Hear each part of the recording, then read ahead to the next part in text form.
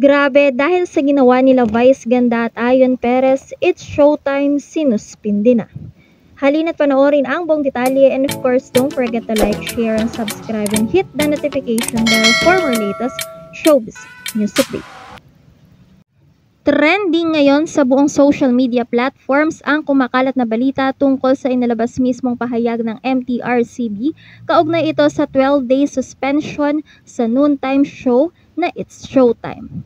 Sa inilabas na pahayag ng MTRCB bilang sagot sa ilang mga paglabag ng programa during its airing time on national TV and in different social media platforms, kinailangang masuspende ang programa bilang bahagi ng pagtalakay nito at pagresolba sa nasabing issue. Isa nga sa isyong kinakaharap ngayon ng It's Showtime program ay ang naging paglabag di umano ng programa, partikular ng mga host nito na sina Vice Ganda at Ayon Perez. Ang nag-viral na icing moment nga daw nila Vice at Ayon ang isa sa mga latest na kaso ngayong kinakaharap ng programa. Dahilan nga para masuspindi ito ngayon ng 12 araw. At hindi na nga papayagang makapag-ere sa pansamantalang panahon. Matatandaan na naging bukas din naman ang celebrity couple sa pagtanggap ng kanilang naging pagkakamali. At katunayan, matapos ang pangyayaring iyon ay pinili muna nila na magbakasyon at palipasin ang init ng usapin tungkol sa kanila. Pero ang akala nga ng lahat na tapos na ay masusundan pa pala. At ngayon nga, ay natanggalan ng pagkakataon na mag-ere ang kanilang programa.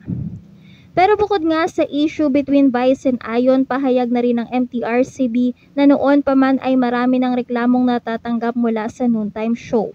At nitong mga nakaraang segment at episode lamang din ito ay muling naharap sa paglabagang It's Showtime program. Dahilan na rin sa tila nga sunod-sunod na di pagiging maingat o pagkabigla sa pagsalita ng mga host nito.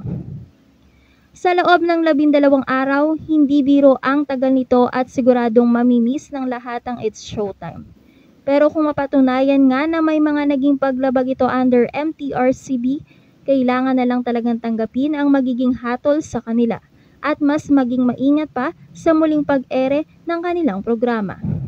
Matuloy man ang panandaliang pagkasuspinde, mananatiling paborito ng marami ang isa sa nagpapasaya sa pananghaliang Pilipino, ang It's Showtime.